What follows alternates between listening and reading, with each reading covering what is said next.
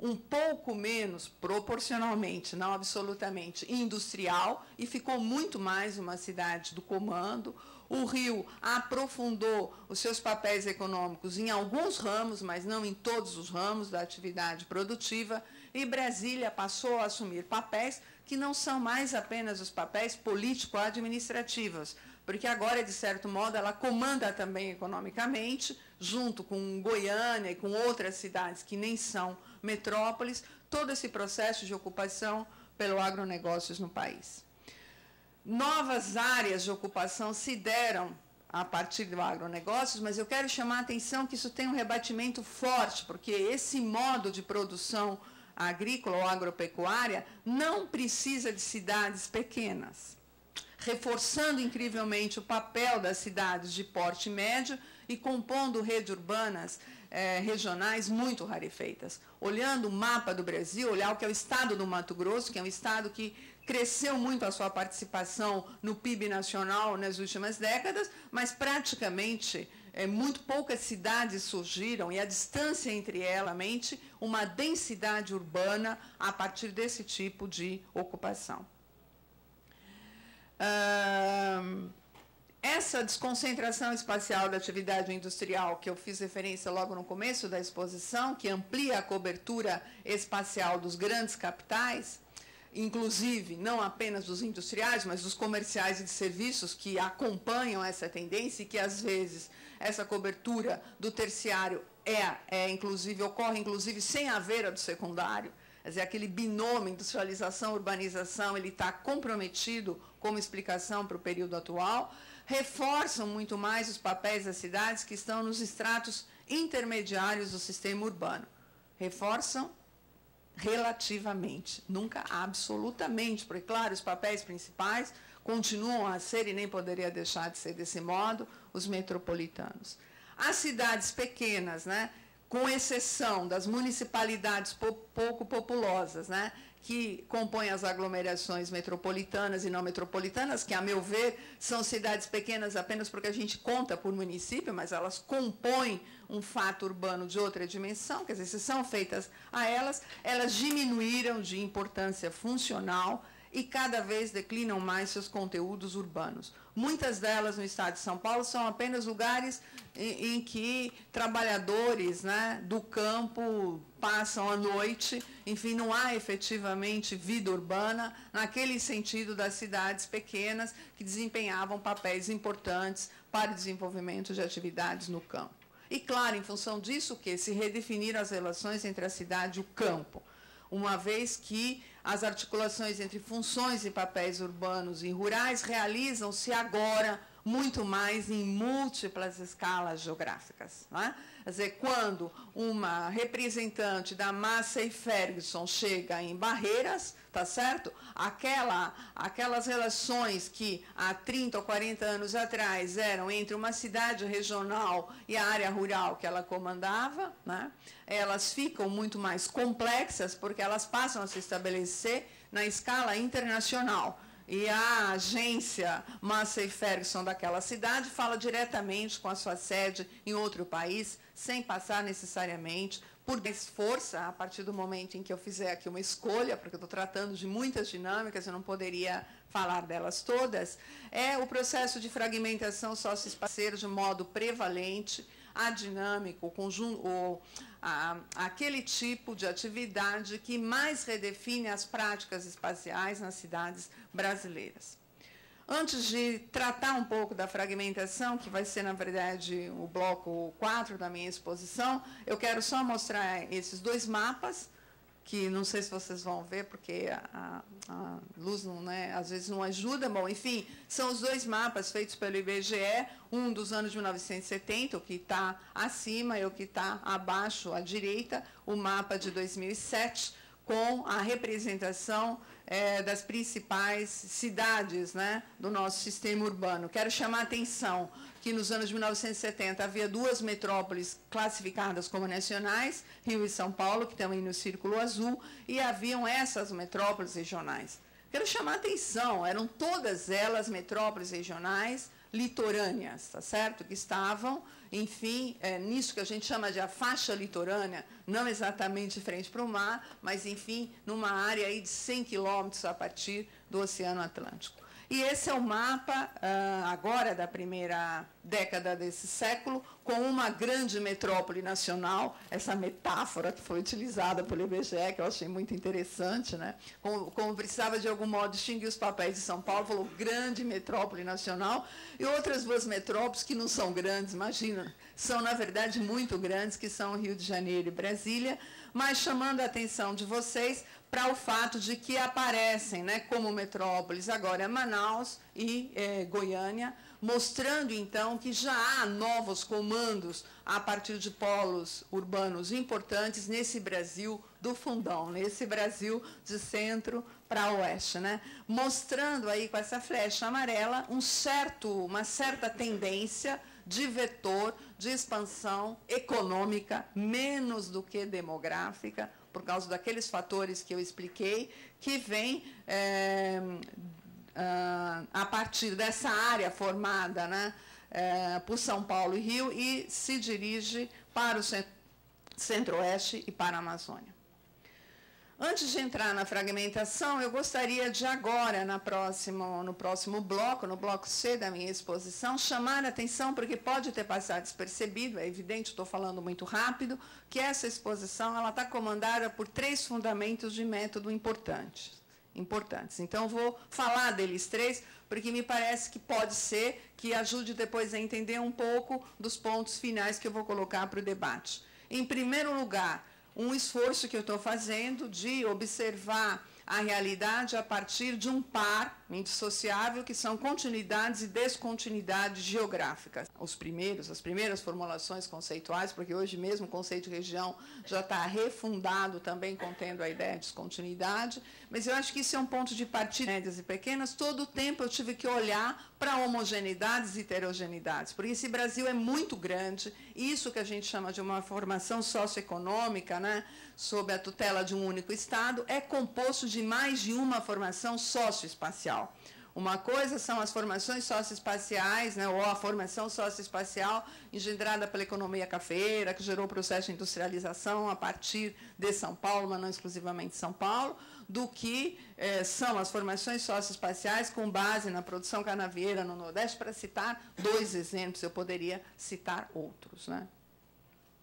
Segundo fundamento de Merceu, a Maria Laura depois fez uma intervenção que, de certo modo, já me ajuda também a reforçar esse ponto, mas o esforço de olhar o tempo histórico não apenas como sucessão, mas também como coexistência. Quer dizer, quando eu estou olhando para esse Brasil, e as formas avançadas de capitalismo, às quais as metrópoles se ajustaram muito anteriormente, e esbarro diante desse desafio. Não é sempre que eu consigo, a gente tende a privilegiar muito mais a sucessão e a sincronia do que a observar as coexistências e as diacronias. É da nossa formação positivista de ver desse modo de método que se torna fundamental para nós que estudamos com cidades médias e pequenas, que é a necessidade de articular escalas geográficas. E o que eu estou falando com isso não é simplesmente delimitar, dizer é local, é regional, é nacional, é supranacional. Não é a ideia dos encaixes ou,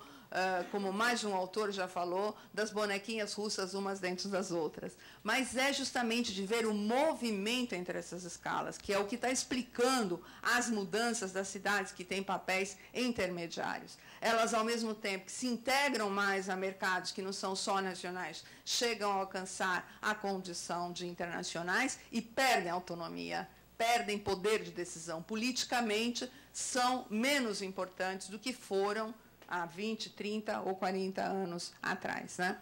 E eu escolho esse caminho, em grande parte, esse caminho da articulação entre escalas geográficas, porque eu gostaria de deslocar o foco do espaço, que nas cidades brasileiras não é mais só composta de conjuntos habitacionais, de loteamentos legais e ilegais, onde predominava a autoconstrução até os anos de 1970 e 80, há um conjunto de empreendimentos voltados aos segmentos médios e de alto poder aquisitivo. a constituição de novas segregações, né? A segregação que é uma marca da cidade brasileira, com muitas particularidades, porque não é a segregação de natureza étnica nesses espaços, alimenta também os processos de segregação, enfim, através de um caminho de uma via de mão dupla, que é muito, onde o preço da terra custa menos parte dos empreendimentos do Minha Casa Minha Vida, com imóveis de 41, 42 metros quadrados, são sobre dissociabilidade entre segregação e autossegregação. A redefinição do par espaço público e espaço privado, que eu vou dar uma atenção, Roberto Lobato Corrêa, já se decidiu que algumas aglomerações urbanas não são necessariamente contínuas, quer dizer, quando se olha a mancha urbana, as descontinuidades territoriais estão presentes, embora as relações, né, as interações espaciais mostrem uma continuidade espacial. Mas essa continuidade espacial é seletiva socialmente, né? Porque nem todos nós nos movimentamos com a mesma facilidade no espaço ou no mesmo tempo, o que se torna um agravante das desigualdades socioespaciais. Para tentar falar dessas coisas, eu vou mostrar um mapa de 3 cidades que nós estudamos na nossa pesquisa, todas elas na faixa entre 210 e 230 mil habitantes, são cidades do estado de São Paulo. Eu cometi um equívoco de não trazer o mapa do estado de São Paulo, a localização, mas talvez eu vou descrever, ajudar vocês a se localizarem. Marília está a mais ou menos 420 quilômetros a oeste da capital de São Paulo, é uma cidade com uma atividade industrial importante. Aqui está a planta de Marília, tá certo? Eu queria chamar a atenção das áreas amarelas, para vocês, tá certo? Que são as áreas de condomínios fechados, né? Mostrando que essa periferia não é mais aquilo que é o anel externo da cidade, que anteriormente nós sempre associamos com as condições periféricas de vida urbana, hoje são também espaços da elite. Mas com essas 3 demarcações que eu fiz aí, quero chamar a atenção de vocês que não são quaisquer, hein? Esses novos espaços se agregam, gerando também outras formas de diferenciação. Eles não estão distribuídos igualmente nesse anel periférico. E no caso de Marília é especialmente interessante, aqui a planta de baixo não dá para ver, mas Marília está num platô muito elevado, que é delimitado por escarpas. E onde foi que os empreendedores escolheram ficar? Nas bordas das escarpas. Por quê? Porque agora só tem o muro de entrada, toda a parte interna é demarcada pela escarpa. Na verdade, não são loteamentos com muro, totalmente. Mas só que as escarpas são muito altas, impossível alguém galgar aquilo, né? E há todo um aproveitamento da paisagem urbana. Então, em pontinhos vermelhos, vocês veem aí algumas áreas favelizadas e vocês percebem claramente que elas não estão terrenos diferentes. Um empreendimento que, inclusive, vende lotes em São Carlos e em Araraquara, que está a 40 quilômetros, é uma outra cidade média, que tem muitas relações com São Carlos, inclusive por causa da universidade. Ambas se caracterizam por forte concentração de programas de pós-graduação na área de exatas e biológicas. Gostaria até de contar uma historinha. Esse grupo, que é o Grupo Encalço Dama, procurou, olha no site do CNPq a aprovação dos grandes projetos, né, os grandes, os INCTs, os Institutos do Milênio, e procura os coordenadores, oferecendo terras dentro desses condomínios para que eles construam os laboratórios lá e isso integre uma vida e, enfim, promova a aquisição de terras, né? E essa é Presidente Prudente, que é uma cidade a 560 quilômetros do estado de São Paulo, da capital de São Paulo, e que tem muito menos importante do ponto de vista industrial e mais importante do ponto de vista comercial e de serviços. Aqui também se vê que essa localização dos condomínios não é aleatória, ela pega 3 áreas principais, né? Um primeiro período, que é aqui, que é muito perto da Unesp, de uma área verde grande, que é o Parque do Povo, uma expansão no sentido de Álvares Machado, e no setor sul, onde essa mesma empresa, que é a dona de 3 loteamentos que estão aqui, comprou da rodovia até o aeroporto. É uma área gigantesca em que ela domina toda a expansão urbana, deixando um setor da cidade exclusivo para os... Ela vende não apenas a terra, mas ela te vende a promessa, dizer, não vai haver aqui nenhum outro loteamento popular, ninguém a lhe incomodar, porque todas essas terras vão ser incorporadas no mesmo padrão, que é o padrão de loteamentos fechados.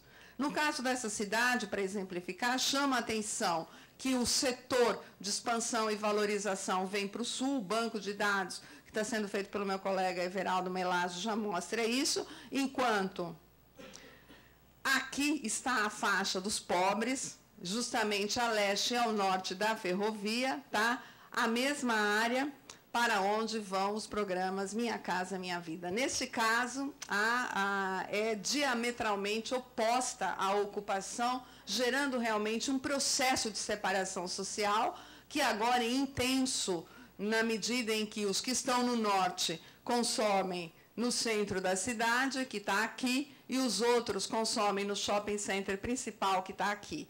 Em torno desse shopping center, num raio de apenas 150 metros, tá? Não, desculpa, 500 metros, estão 4 hipermercados. 4, Carrefour, Walmart, Mufato e Macro, 4. Significa que todo mundo que precisa de crédito para o abastecimento se desloca desse setor até aqui, né? Tomando 2 ônibus, porque, claro, agora nem toma ônibus, vai todo mundo de mototáxi. Bom, sem dúvida, do que nós estamos falando é de um processo de metropolização. Eu tomo muito aqui a conceituação da professora Prevost Shapira, que toma como referência, baseada na ideia de um mundo exterior que é percebido como ameaçador.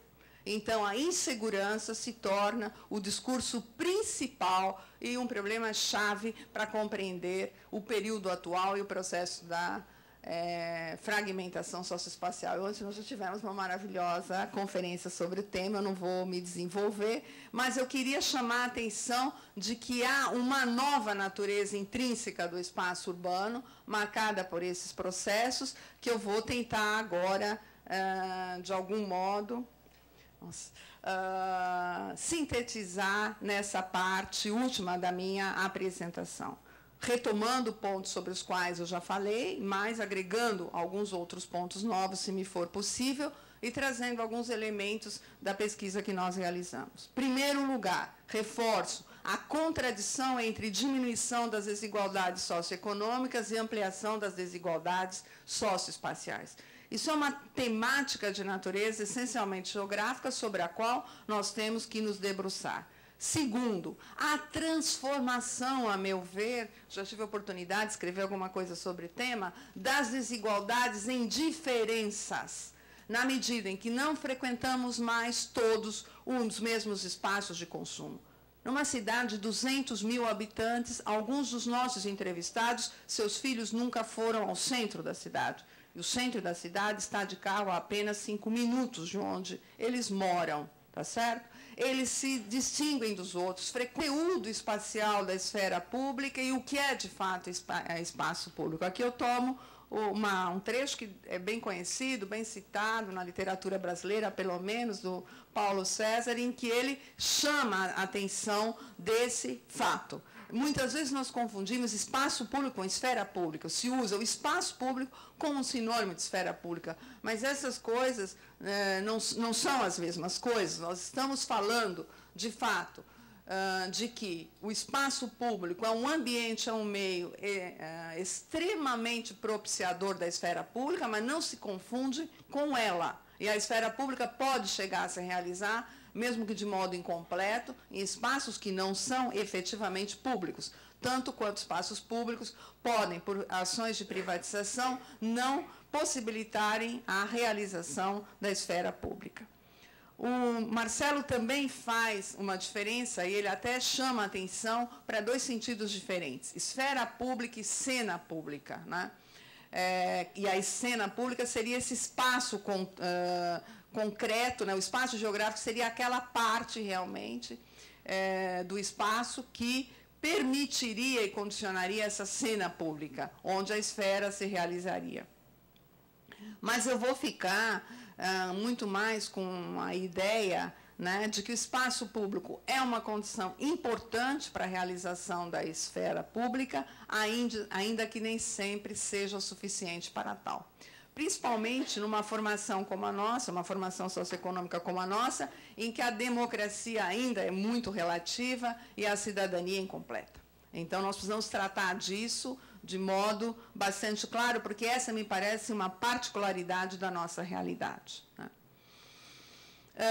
Acho, inclusive, que o fechamento das áreas residenciais urbanas, algumas de modo legal, outras de modo ilegal, ela se mostra claramente como uma das facetas deste problema. Porque, não preciso nem desenvolver porque eu não considero correto.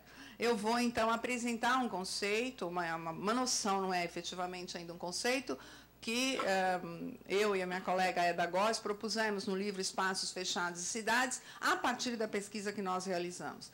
Primeiro, a conformação de espaços públicos que, a meu ver, tem uma série de consequências para a vida urbana, e eu vou citar 5, né?